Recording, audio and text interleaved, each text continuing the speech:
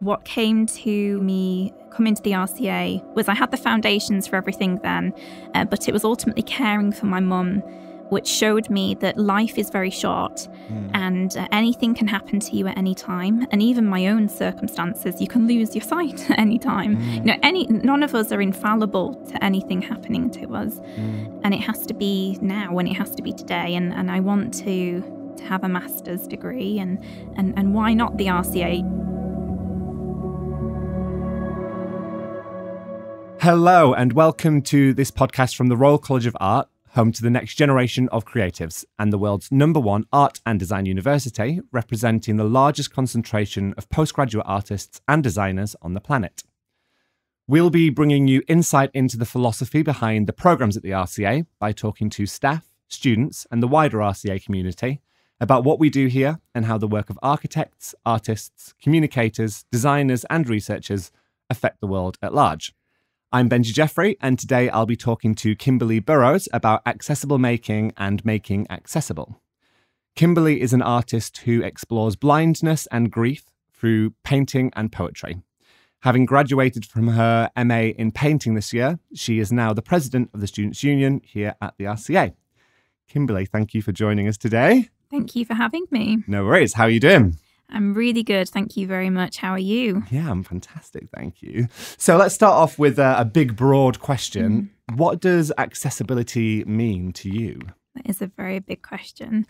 Accessibility to me is when everybody is included. It's when everybody has a seat at the table and essentially they have access to all of the information.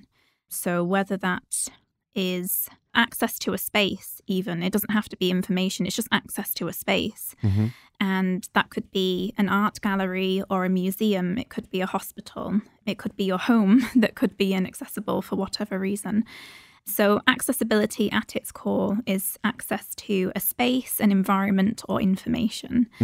And there is also accessibility in terms of the digital space. So access to information on the web and accessibility in terms of web resources and making sure that a website has accessibility tools for people with a range of disabilities and ensuring that information on the screen is easily digestible, it's easily seen and read through the text size, the text colour, but it's also compatible with screen readers, for example. I think the idea of digestibility is really important as well, isn't it, when it comes to these things? It's not just about these things being there, but it's about how people get their kind of paws on it, as so to say. Yes, absolutely. Yeah, it's making sure that language is easy to consume, it's easy to read, it's easy to understand. It's not just using fancy words, it's being aware of everybody. Again, it's coming back to kind of a seat for everybody at the table and being inclusive to as many people as possible. Just having a language that ultimately everybody can understand, and whether that is web language too, but also our own English language, that just everybody can understand what you're saying. And to what extent was it kind of trial and error or education that led you to understanding how to do these things? Education in terms of school. Well, not even just school, but well, I guess I'm kind of thinking about gaining access as a comparison to a creative practice, right? Yes. With a creative practice, you're taught the right way to do things or how things should be done. And then there are certain ways that you just figure yourself out. And I'm just wondering whether there's a comparison between the way that you gained access. I think that's actually a very good question.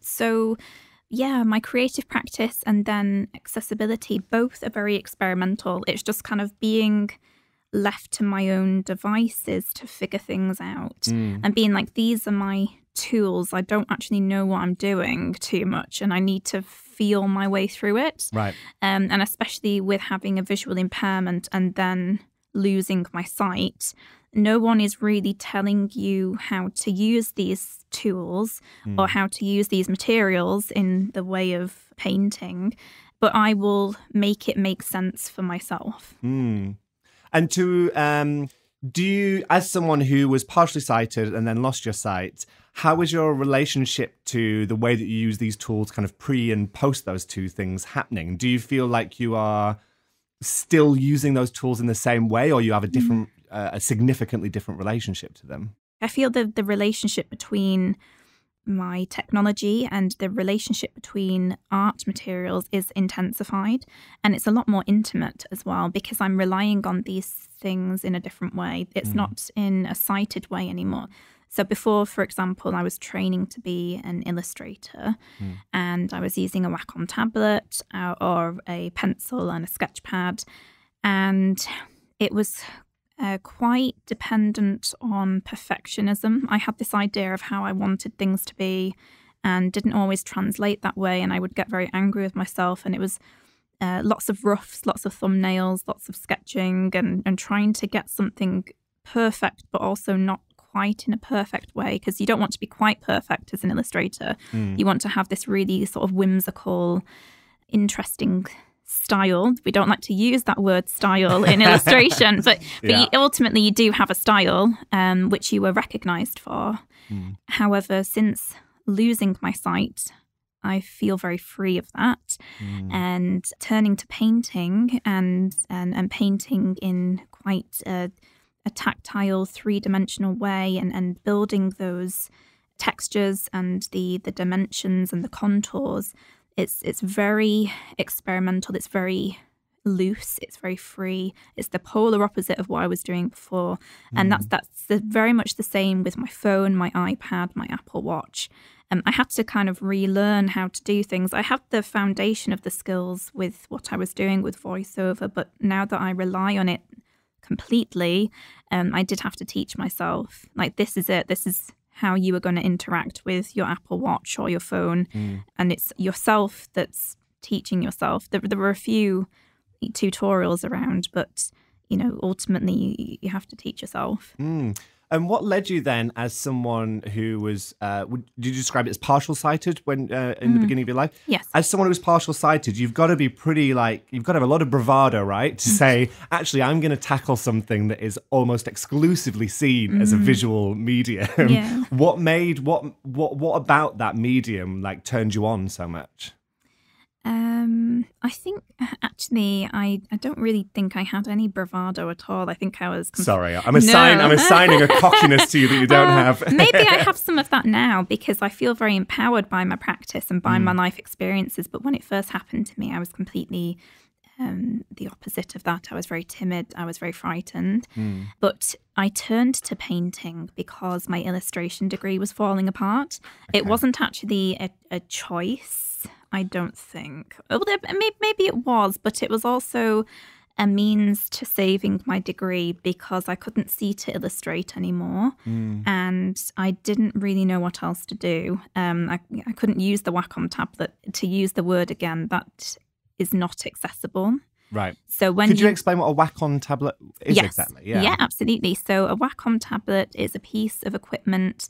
It's essentially a plastic board which plugs into your computer screen with a USB cable, and it has a stylus pen, and you draw onto that tablet, and there's something within the nib of the pen that tracks what you're doing on the tablet, which will then track onto the software that you're using. So for me, that would be Photoshop. But there are other software programs that you can use. And so, for example, there are Corel or other drawing programs. But there is nothing in voiceover settings that would describe what you are drawing and translate that onto Photoshop or the drawing program. Right. It just wasn't accessible. Okay. And the same with drawing with a pen or a pencil or any kind of marker. You have to have a spatial awareness, which I kind of do, but once you've lifted the pen off of the page, it's quite a flat thing that you've done. And then how do you find what you've done and where you've drawn? And that could be quite experimental, but that makes me uncomfortable coming back to the perfectionism again. Yeah. It doesn't fit into my practice and what I wanted to do with with my illustrations. So I turned to cutting shapes and doing some collage, but I just felt very unhappy. That's not where I wanted my my illustrations to go. I wanted to be a children's book illustrator, and I had these ideas of being the next sort of illustrator for Paddington Bear. The next Quentin Blake. Yeah, exactly. Yeah. Yes. And that's just not, because of, quite a unpredicted and sad thing that happened with retinal detachment. Our dreams don't quite align with life. Yeah, but even before that, like thinking about going into illustration as someone who's partially sighted, Yes. right? We all grow up in this world, right, where we're told to play to our strengths. Yes. So you have to have like such a like crazy passion and belief in yourself to go, actually, no, you know what, this is something that I want to do, even though it's not technically seen as my strength. Yes. And I did love drawing, and that was my strength, and that was my escapism. And it was Paddington Bear's author. I was his pen pal for many years. Wow. He did give me advice to follow my dreams. Yeah. And I did. So I went to college and to university, and I shared my illustrations of Paddington Bear with him. And I'm still friends with his daughter today. Oh, nice. Yes, yeah. But like I said, my retina's detached, and that just that didn't work out for me.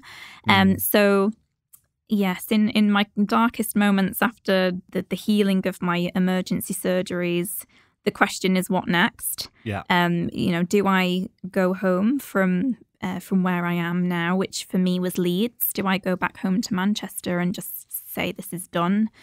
And I'm not someone to give up. I did work very hard to get where I was, and I didn't want to let my degree fall down the drain.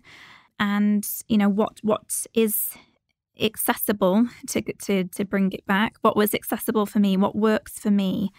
And what came to be was that I enjoyed then painting. So first with watercolour paints, it was quite messy. It was very loose, but it helped me to tap into something inside and to translate those feelings, which were very muddy. They were very loose. They were very abstract. I didn't know how I felt. I was very confused, but I could get that down onto the tooth and the grain of the paper, and I could say, this is me, and this is my story. I'm feeling really sad, and I'm feeling really confused, and I could translate that then with oil pastels, and again to use like a more grainy tooth of a paper, and then moving on to canvas and acrylic, and putting mediums into the acrylic, and to then build that into a more three-dimensional sense with contours and nuances.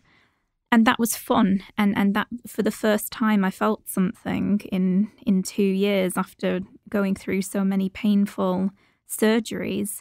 I could start to tell the story of what it was like to lose my sight, to try and regain some empowerment and some clarity in some very difficult times.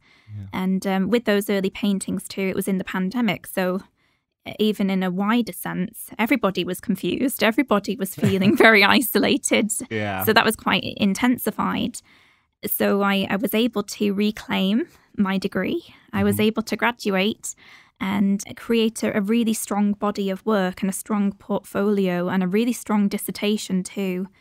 And in that dissertation, I talked about art therapy, but art as therapy, and how when you go through traumatic situations, art and materials can help you to reduce the stress levels and how your nervous system has responded and how your brain has closed off and is trying to protect you. And you can tap back into your nervous system and release the serotonin. What made you want to come to the RCA? Yes. And then how did you develop your practice through being here? So to go back to the dissertation and those early paintings in the pandemic, so that formed the final year of my university, and I was very proud of that portfolio. But that portfolio I then took forward to be my application for the RCA. Right. And what the circumstances which made me consider the RCA, there's a few things actually. So first, once I graduated from university, what was waiting for me was being a carer for my mum, which was another very difficult thing. So the year that I lost my sight, I also witnessed my mum have a stroke, so I could still see. So when I graduated, I was my mum's carer for the second time. And it was very, very difficult. I am naturally a very caring person. I have a lot to give to people. That's why I'm the president here. I care about the students and I want to make their experience as positive as it can be through events. And, you know, if they come to me with any issues, I want to problem solve and work with the students. And the same with my mum, you know, every day working with her to make her comfortable. I just have a very big heart. I feel that I am very generous, and within that is a very big empathy because of what I've been through. I don't mind caring. I love my mum, and you know, if anyone comes to me with anything, I just want to help. But it was burning me out, and I knew that I have a dream, which is to be creative, and it was being stifled at home. Like I felt very stagnant and that I wasn't really moving forward. And a friend of mine mentioned the RCA. I just thought to myself, oh my goodness, don't be silly. I can't go to London. I'm from the north. I can't afford that. I'm from. But also, the north will never take you back if you go down to London. No, that's it. But I thought, I can't afford to live in London, and I can't afford to go to the RCA. Like, I don't know. I just sort of smiled and was like, being very, very polite. Like, okay, thank you for your suggestion. But I went onto the website and looked into it, and there was lots of scholarships. And particularly, there was scholarships for disabled students. And there was a particular one which I was very interested in, which was the Tony Snowdon Scholarship. Right. And I was like, that's the one that I really, really want. And what is particular about the Tony? So the Tony Snowdon Scholarship, that rewards disabled scholars in the UK, and the reward is very significant. Right. So it would pay for the course fee, but then you would also have an additional sum of money. So for me, that would pay for my student accommodation as well. Oh, amazing. So everything would have been covered. But what I found with that scholarship too was the language that was used. So sometimes in scholarship applications, you feel very drained at the end of it because of the language and the questions, and it makes you feel like you're asking for help, and you're like, I'm in need, and I need this, and I'm disabled, and I'm working class, and and you're kind of asking, and you feel like there's a power imbalance, and you're relying on other people. Yeah. Whereas with the Tony Snowdon Scholarship, the language it's rewarding you because you are a scholar, and you are talented, and you are extraordinary, and you have something to give the world. What came to me coming to the RCA was I had the foundations for everything then, but it was ultimately caring for my mum, which showed me that life is very short, and anything can happen to you at any time. And even my own circumstances, you can lose your sight at any time. None of us are infallible to anything happening to us. And it has to be now, and it has to be today. And I want to have a master's degree, and why not the RCA? I had a lot of doubts at first when my friend mentioned it. I was like, why? I don't belong there. But then the question should actually be, I do belong there, actually. I do. And so I put it in my application, and I was accepted, and now I'm here, and I am very lucky, and I'm very happy to be here. Yeah, well, thank you, first of all, for being so generous with what you're sharing. It can be quite difficult to go through these things, but thank you so much.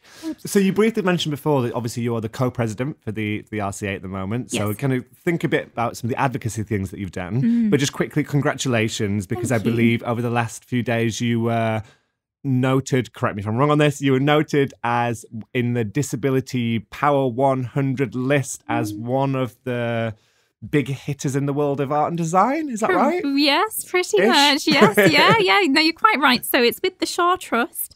I was recognised as one of the top 100 disabled people in the UK, Wow. But particularly the top 10 in visual arts, design and fashion. So could you tell, you touched on some of the work you're doing with the SU to kind of advocate for other disabled students. Can you tell us about that or even just more broadly the work that you're doing in the SU? Yeah, absolutely. So I can mention a few things. So one of the first things that I did was for the convocation ceremonies that we had. I set up the convocation fund. So if anyone needed help with the cost of tickets, thinking particularly for working class students or parents and caregivers, if you want your family with you, it would be at a cost. So hopefully that will continue each year. Yeah. So that was one of the first things that I wanted to do. For disabled students particularly, the shuttle buses that we have weren't accessible, particularly for students in wheelchairs and power chairs. So now in the fleet that we have shuttle buses where there is a motorised ramp at the back. And I'm also there is a Braille working group.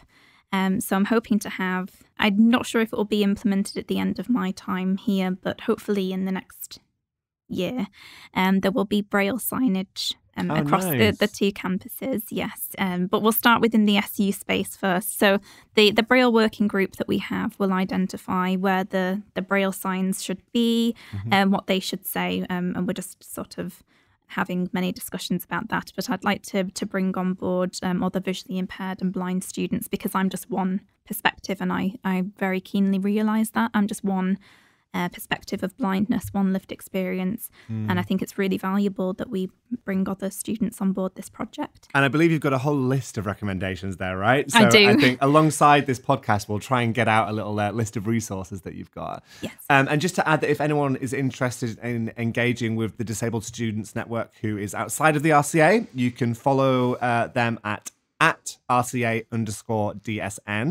And what is your Instagram handle? So I am at Kimberly Burrows Art. So that's KimberlyBurrowsArt. Amazing. Thank you so much for being here with us today, Kimberly. Thank you for having me. You've been listening to the Royal College of Art podcast, home to the next generation of artists, innovators and entrepreneurs, and the world's #1 art and design university. You can learn more about our programmes at rca.ac.uk, as well as finding news and events relating to the college and our application portal if you're a prospective student.